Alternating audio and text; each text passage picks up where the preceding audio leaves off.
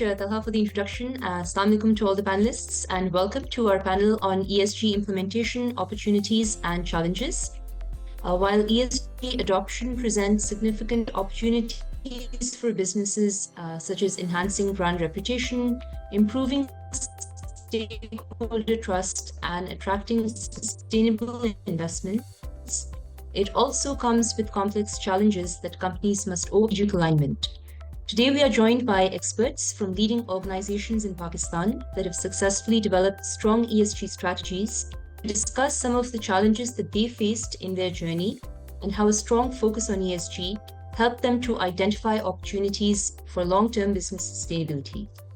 I'd like to start by introducing Mr. Saad Amanullah. Mr. Saad currently serves as a director on the boards of 4G Fertilizer Corporation, NBP Funds, Jaffa Brothers, Burke Corporation, International Packaging, and ZIL Limited. He also chairs FFC's Board Sustainability Committee. Earlier, he spent 3 decades with Procter & Gamble in senior management roles, including 7 years as CEO of Gillette Pakistan. He has twice served as president of the American Business Council and twice on the board of directors of the Overseas Investors Chamber of Commerce and Industry. He currently serves as chairman of the Public Interest Law Association of Pakistan, president of the IM Karachi nonprofit, chairman of Pakistan Innovation Foundation, and partner in the Cyber Threat Management Organization.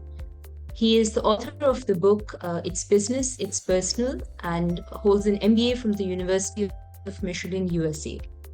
So thank you, Saad, for joining us. Next, we have Mr. Faisal Rabbani. Faisal is the Chief Risk Officer at Bank Al-Falah, where he is driving the alignment of ESG objectives with enterprise-wide risk strategies. He joined Bank Al-Falah in 2018 and has over 30 years of extensive banking experience with renowned global financial institutions, including the Abu Dhabi Islamic Bank, Noor Bank, and Citibank Pakistan. He has been heading credit, risk management, commercial banking, trade finance, and cash management products. Mr. Rabbani holds a master's degree in business administration from IBA Karachi. Finally, our third panelist today is Mr. Zahid Mubarak. Mr. Zahid is the CEO of HR Metrics and founder and president of the SHRM Forum Pakistan. He is the only HR leader from Asia to become a member of the ISO Geneva Technical Committee 260 for developing global HR standards. He also led Pakistan in ISO HR standards development meetings at several international forums. Mr. Zahid's work focuses on aligning workforce productivity with organizational strategy. Previously, he served as a member of the Pakistan Stock Exchange Task Force on ESG Disclosure. So warm welcome to all our panelists. I would like to start with an open-ended questions, and maybe we can start with Saad Saab, and then Mr. Rabbani, and then Zahid, if you could share your thoughts. I would request everyone to please keep their comments to a maximum of 3 minutes so that we can end on time. So the question is, for Mr. Manullah, can you tell us about some of the initiatives that your organization has undertaken to align with ESG regulations? What are some of the challenges that your organization faced in implementation of ESG? Over to you. Thank you for giving the opportunity. I think it's a great opportunity because ESG is still, not that well known. As you mentioned, I'm on like 7-8 boards, and I think only 1 or 2 boards are actively working on ESG right now. I mean, and I think it will happen over time.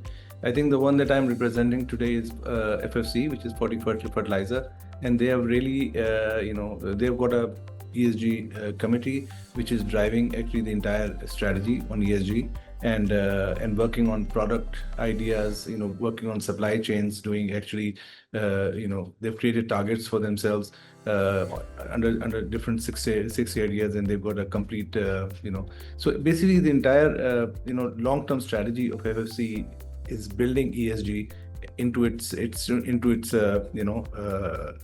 base plan, and that's why I mean, I will go into more detail later, but frankly, if you look at the product line that they're coming out with, fertilizer is one of those most inclusive as far as agriculture is concerned. It has amazing impact both from emission as well as, once the fertilizer is in the ground, then it also creates different type of impact on the environment as well. So we have to be very environmental friendly. We have to make sure that things are done in a more, and we are working very closely with international firms and also trying to benchmark us across all categories of ESG within the fertilizer industry as well as with best in class in the region as well. So we know who is doing the best in class in emission, in recycling of water, waste management, all those. So I would say it's in a rude awakening, and I think this PICG conference comes at the very right time, because as of January we are supposed to fully comply as far as SECP is concerned and PSX. So I think it will be a great idea for everybody to look at the opportunities and challenges that we are facing. Thank you. Thank you for your comments. So I think the fertilizer industry is a very interesting case, because on the one hand, it's extremely emissions intensive, as you rightly mentioned, and energy and resource intensive, but it also is a necessity to feed Pakistan's growing population and fulfill their nutritional needs. So it is kind of also fulfilling one of the very important sustainable development goals, which is food security. But at the same time, from an environmental perspective, it has a lot of impacts on the environment as well. So of course, we can explore this further. The same question for Mr. Rabbani. Could you tell us from Bank Al Falah's perspective about some of the initiatives that your organization has undertaken to align with ESG regulations? And generally, I mean, the State Bank of Pakistan has been very active in integrating environmental and social risk management across banks' portfolios. So could you tell us about some of the initiatives that Bank Al Falah has taken, and what are some of the challenges that you might have faced? The floor is yours. Thank you. Welcome everyone, and thank you for having me.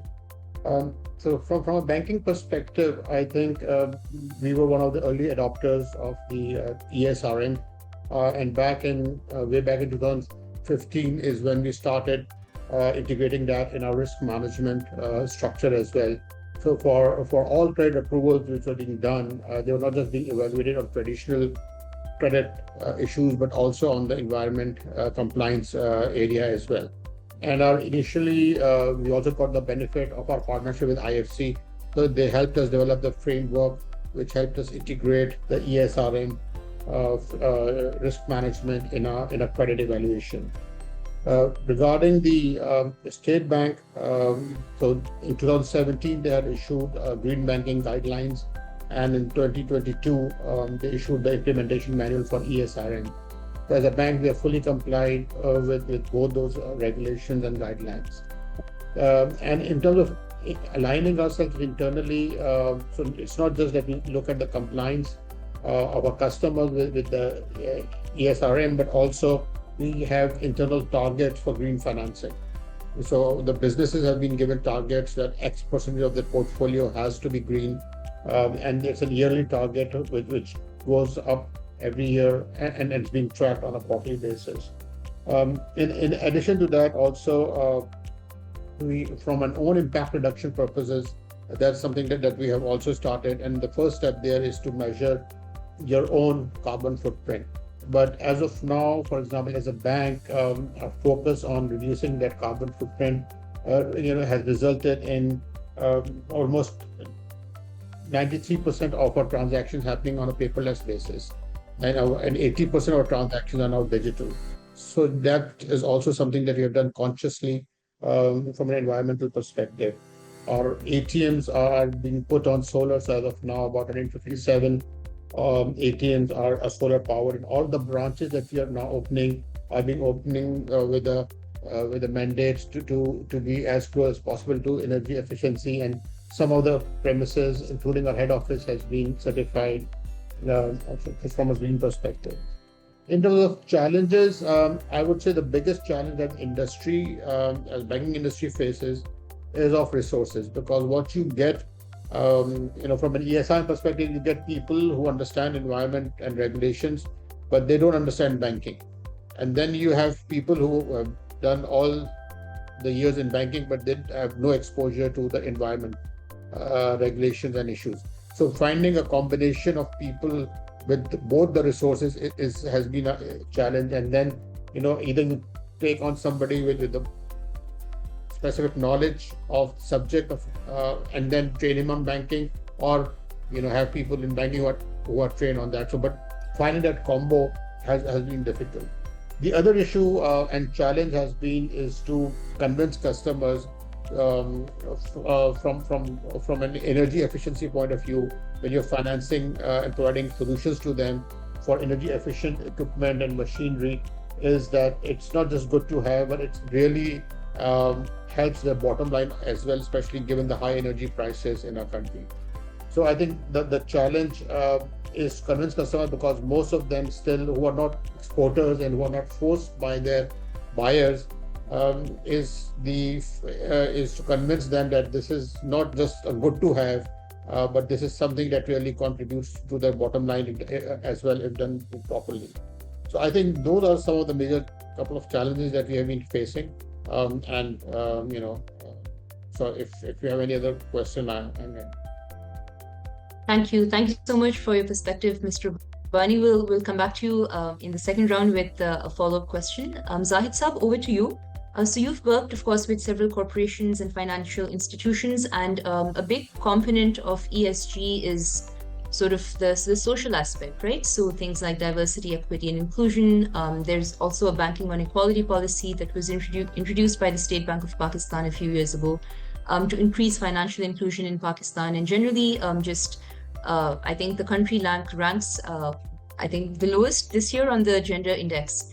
So could you just tell us about some of the initiatives that your organization has undertaken to promote, the social aspect of ESG in Pakistan, and what are some of the challenges that still continue to persist? Thank you, Maha. I appreciate PICG initiative. I would like to, address this pertinent question, which is very important. What holds us back and what are the challenges? So my experience is that I have dealt with at least two organizations in Tokyo that has implemented the ESG, the certification, the S part of the ESG. And this was on the basis of the declaration of their prime minister when he announced in the World Economic Forum to spend at least $3 billion in promoting transparency and the objectivity. And apart from that, my own organization is very small. We don't implement, we are not eligible for that implementation of the regulatory compliance. But as I have been involved in the preparation and the publishing of the world first human capital disclosure standard from the ISO platform, and certified at least 1,000 people on the certificate on the S part of the disclosure. The point is that what is holding us back is the lack of clarity and the fuzziness around the office of the Chief Sustainability Officer and the role and the mandate of the Board of Directors. What is happening is that most organizations consider ESG as of a technical subject. It is not a technical subject. It's a game of economic prosperity, financial well-being, and how it is different. I'm coming to some of the basic aspects before going to the subsequent aspect. So in terms of the challenges are of two folds, strategic and the tactical. In the strategic basket, we need to understand that what is the ESG and how it differs from the non-ESG. Previously it was the shareholder capitalism, which means making money for the shareholder, do whatever you do, one stakeholder, that's the shareholder. Now you have the multi-stakeholder, which is called the stakeholder capitalism. You have to focus on the economic wealth creation, money making, but shifting the focus from the short term to the long run. Now, what is different? The difference is shift from one stakeholder to the multi-stakeholder, but one thing which is very common is the economic well-being, prosperity, financial well-being. So in my aspect, where's the environment, so social or the governance, they are not an end in itself, they are the mean to an end. So what the issues is the organization level that holds the organization back, is they put the technical experts as in charge of the ESG, which in my view, as per the global learning, is a faulty understanding. Somebody with a strong business acumen and somebody who understands how to impact the bottom line with access to the technical experts in the area of the environment, social, and the governance should be able to make a better impact. And I think that's the biggest challenge if we are able to address in terms of eligibility of board directors who are responsible for the ESG and somebody who deals with the ESG, so that on the pattern of the chief commercial officer, anybody who know how to not only look at the cost but the impact and the ROI should be able to justify the resources, and that is going to motivate the board director, the shareholder, to invest more. Because you look at the current circumstances, out of the 500 plus companies on the stock exchange as of December 2024, only 27 have declared the ESG on the SECP Sustain portal. It's less than 5%. Yes, I think a lot of them are not even aware that they can register on the ESG Sustain portal. I think several companies are not even aware that this sort of portal exists. Yeah. So I think maybe step one could start with That's awareness. just one Thank you for your comments. That organization need to take it as more of asset, not liability. That's only possible when we position them the ROI impact, rather than overburdening with them the extra regulations and everything. We need to understand those regulations, etc., are there the means to an end and not the end in itself. Right. Absolutely. I think that is very important, that the positioning needs to be such that there's value in these investments up front. And of course, maybe the gains are not immediate, but in the longer term, of course, they do impact the bottom line positively. So Faisal, over to you. From a banking sector perspective, how do you balance long-term ESG commitments with short-term financial pressures and market volatility? In the last year or so, especially since there was a change in the administration in the US, we have seen several international banks pull back on their net zero commitments and exit the Net Zero Banking Alliance, which was essentially a commitment by banks to decarbonize their portfolios, promote green financing and stop funding the fossil fuel industry. So how are banks in Pakistan kind of responding to these mixed signals, and how do you think this will impact your organization's targets and plans going forward? Okay, so thank you. I think the first part of your question was regarding to balance the long-term versus the short-term commitment.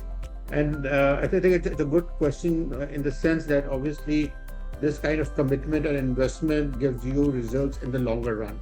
Whereas obviously as a commercial entity, you have to manage your budgets and your profit and loss for the year and in the short term also. So what, as a bank, or what we've tried to do is to manage it in a phased manner. In the short run, obviously, what we are focused on is some of the transaction and initiatives which are low-hanging in terms of a quick closure and results that can give you results in the short term, in the 6 to 12-month period. Because there are many profitable ROI positive transactions in green financing that you can do which are profitable, and that gives you that leeway to build expertise and capacity for the longer tenure also. And there are some large corporates here, especially on the export side and tech side, where they're being pushed by their buyers in Europe to go green and environment friendly policies and processes. So that's where our initial focus is in the first couple of years, and those are positive to the bottom line for both the bank and the company. So those are the low-hanging fruits that we're working on in the short tenor. While we do that, obviously it gives us the knowledge and to do and target more customers in the longer run, which would be SMEs and commercials, because there obviously there's a bigger knowledge gap and be more in the long term. From a bank's perspective also, if you to talk about our own carbon footprint, in the short run, what we have done is go for green where you have the biggest impact. So for example, head office, which is it makes economic sense to go for energy efficient solutions, whether it's conservation of water or conservation of electricity. That is what we have done in the short run. And then long run, we'll be looking at all the new branches that are being opened up to have that element in them, and then over a period of time convert existing branches into more energy efficient. So in a nutshell, the way to tackle this is to have it in a phased manner. It's a long-term commitment, but in the short term, you have to focus on projects and initiatives which are also profitable for your customers and yourself. And there are a lot of opportunities in that segment as well. So that's somehow you manage it. The other part of your question regarding the pullback from of international banks, we all understand that that's political pressures and politically driven, given the current U.S. administration focus. But even if you look at these international banks who have pulled back from net zero, have mentioned that it's not that they have backed away from their commitment to net zero, they just want more flexibility in terms of the timing, and they don't want to tie their hands in it. So the commitment remains, obviously, but they're not really committing to a date. But given the fact that climate risk is something which is now very real, everybody understands it. We have seen it in our part of the world, in US, and everywhere. So this is something that you can't escape anymore. It will just be, I think, there will be political pressures and there will be changes, in your priorities. But this is something which will eventually have to be managed, because it's a real risk that you're looking at from a bank's perspective. If you don't manage this on your customer side, you are open to portfolio risk. So if your customer is hit by a event, and you haven't factored that in your analysis, and then it's a real credit loss to you, or a credit cost to you as a bank.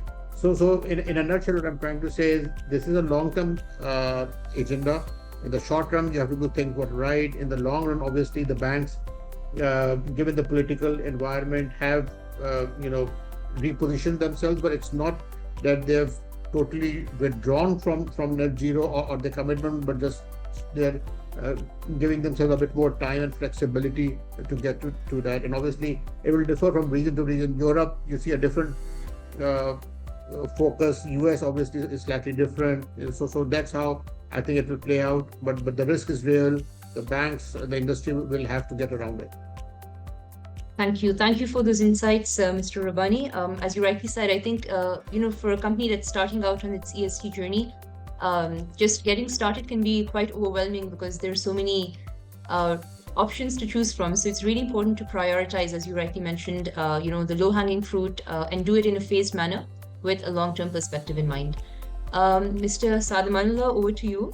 So, since you serve on so many different boards, have you seen ESG driving any new business models or product innovations locally? Or is it still viewed largely as kind of a compliance or a reporting burden? And could you share some examples of innovative products that meet ESG goals at FFC? Sure. I love to. ESG is obviously increasingly acting as a catalyst for new business models and product innovations, though in some contexts it still carries the reputation of, as you mentioned, reporting burden. Now, forward-thinking companies and investors are leveraging ESG not just for compliance, but as a strategic tool, which I had mentioned earlier, to unlock the growth and develop new business models. Let me share some innovations from FFC. We are rolling out new products that focus on sustainability, helping us to cut down on fertilizer waste and work more efficiently with better yields. We have also done a double materiality assessment, so we are looking at how our business affects the world and how the world affects us. On top of that, we have made sustainability a key part of our long-term strategy. It's not just a side initiative, it's built into how we plan for the future. All of this is helping us move towards a stronger and resilient tomorrow. Now, let me share some products that are already in the market. We have got Sona, is a FFC brand. Sona is a famous fertilizer brand. So we've got Sona Boron, Sona Zinc micronutrient enriched fertilizer that improves nutrient use efficiency. In addition, we have got a urea super granule for reduced application frequency and lower energy use in production and farming. The third one is enhanced efficiency fertilizers, EFs, designed to minimize nutrient losses and reduce greenhouse gas emissions. And finally, obviously, digital precision agricultural tools to maximize efficiency in product use. In FFC, we have two interesting products in the pipeline at the moment. One is the coated and slow release fertilizer, neem coated and limus coated urea to optimize nutrient delivery. And the other one is urea briquettes, slow release high density nitrogen fertilizer designed to reduce application frequency, improve nutrient uptake efficiency, and again lower greenhouse gas emissions. At FFC, a detailed program has been launched, aptly known as the SONA way, aligning prosperity with purpose, where SONA stands for steer, optimize, nourish, and adapt. So since the ESG board committee started operating, we have created clear targets and are benchmarking against our competition as well as international best in class in the fertilizer industry. A lot of focus is coming on projects to reduce emission, more efficient use of energy, both gas and electricity, as well as water efficiency and recycling, and of course driving DEI initiatives. So in summary, ESG is no longer just about reporting at FFC, it's increasingly driving innovation in products, services, and strongly influencing how we do business. I hope that answers your question. Thank you. Thank you so much. I think so. This is a really important takeaway, I think, for businesses, particularly that are selling, products directly to the market. So research and innovation influenced by ESG factors, I think, needs to take root in Pakistan. It's not something that we have a great focus on, unfortunately. It's not an indigenous focus for most businesses, even for multinationals. I mean, most of the research happens outside of the country. But when you're serving local markets, I think, enhancing efficiency, delivering value in a more efficient way, reducing, water and energy consumption, or overall your carbon footprint, these should be some of the key drivers for product design, use cases, and essentially driving innovation in Pakistan. And I think FFC has done this in a very strategic way and kind of, built its strategy around it. So that's great to know that, this level of innovation is happening locally as well. Zahid Saab, so my next question is kind of a follow-up from what we were discussing earlier, and then of course I'll add on to that as well.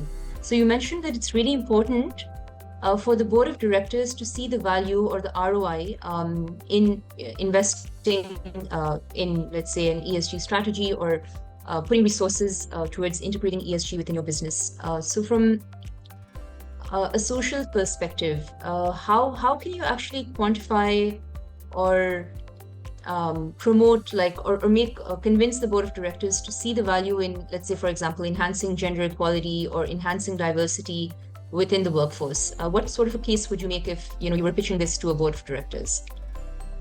Thank you.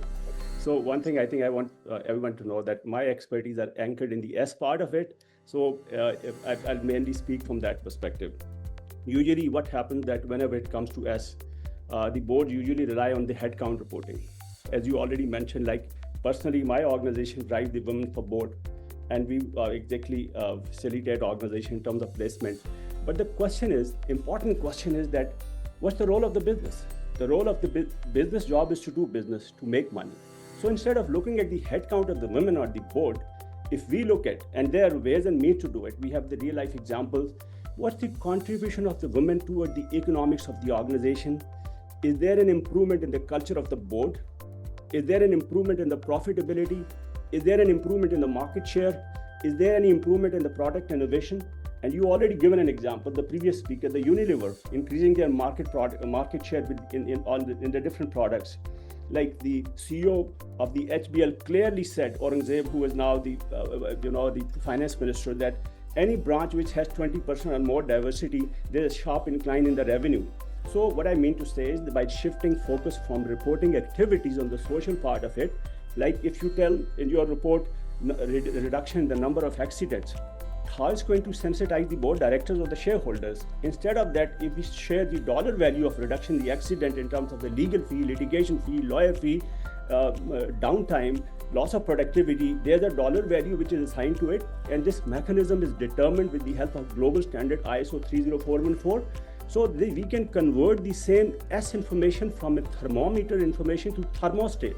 Thermometer is more of a static information. It does not sensitize the board directors. So similarly, for example, if you report the turnover, the board directors are less excited about it, but you calculate the cost of 1% turnover. I did it in one of the production concern in Karachi. Like it was like 62 million rupees peak year. So for example, if an organization is having 5% turnover and you have like 300 million rupees lost, So you can demonstrate that by decreasing or improving the turnover of high performing employees, you can save this much of dollar amount. Likewise, if you talk about the investment in the people, it does not sensitize the board directors in terms of by writing the number of the training hours. Instead, if you write the succession improvement in the succession readiness index, the leadership trust index. So some of the things which really drive the organization from the outcome perspective, that's the key issue with the organization, that they don't take the S part of it serious. And this has been revealed with the help of the global surveys, that most of the board directors, they consider S as a tick box exercise. They think that since we are required to do it, we'll do it. So I think we can avoid that kind of situation by focusing on the outcomes, impact, ROI. And let me assure you and give you confidence that now there are the ways and means to calculate the ROI. And you can easily calculate that not only the cost, because if we do not just consider the cost in any other initiative in the organization, not only the cost is important, but the impact is important. So that's what is my recommendation. Shift your focus on counting the activities to the outcomes, and you will see that people will take this ESG investment in the S part of it beyond the philanthropic aspect. They'll consider the S, which is not just the workforce, but the communities, external workforce, the customers of your organization. They're all the 4 components of the S, and the organization will be more than happy to invest more if they see the ROI part of it. So that's what is my take on it.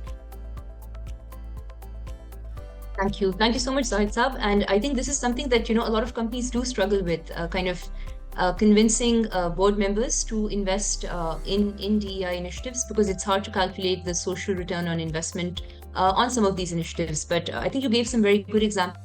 If they're able to show a direct link, for example, between revenue streams and a more diverse culture within the organization, then it can essentially, I think the numbers can really push the needle on such sort of decision making. In my personal experience as well, I've worked with a few firms that have recently cropped up in the femtech sector, where they focus particularly on women's health products or nutrition products, or just overall leisure and entertainment as well, which was previously kind of not a focus of the market in Pakistan, but generally I think awareness in that sense is growing as well across the country. So I think we can probably wrap up in a few minutes, but just wanted to have one final round. So Saad Amanullah Saab, looking ahead, what do you think it would take to mainstream ESG in Pakistan's private sector over the next 5 years? I mean, we've already seen a lot of regulatory movement from the SECP, from the State Bank of Pakistan, from the stock exchange. But what further support do you think is needed to mainstream ESG in the corporate sector? And that's a very fair question. I think it's a multi-pronged approach, which would involve, policy reforms, capacity building, industry engagement, strong incentives. And let me take each one at a time. Capacity building needs a dual focus, basically. One is awareness and training. This is a clear need for deep training in ESG concepts, international best practices, and reporting standards. In FFC, even our board had to go through multiple trainings in order to get the awareness of what exactly are we looking at. And secondly, we also need to launch professional certification, encourage industry-led ESG certification workshops and university programs to build a sustainable talent pipeline focused on sustainability, risk management, and impact. Second prong is regulatory and policy support. First one is to drive mandatory and gradual reporting of requirements. Secondly, create sector-specific frameworks. Develop ESG guidelines that address the needs of key sectors like textiles, banking, energy, FMCG, reflecting their unique risk and opportunities. And finally, focus on monitoring and enforcement. Ensure oversight bodies like SECP and the State Bank are empowered and equipped to monitor ESG progress. The third prong, I would say, is incentives and market development. Here we have to focus on providing financial incentives, offer tax breaks, reduced regulatory fees, access to green financing, and preferential procurement policies for companies complying with ESG best practices. Investor demand obviously is very important, that we need to encourage institutional investors and banks to prioritize ESG compliant firms. And the third one in this area is obviously recognition and awards, publicly recognize ESG champions across industries. The fourth one is collaboration and stakeholder engagement is key and can be driven by public-private partnership. by fostering collaboration between regulators, industry association, academia, and global development partners for joint training and standards.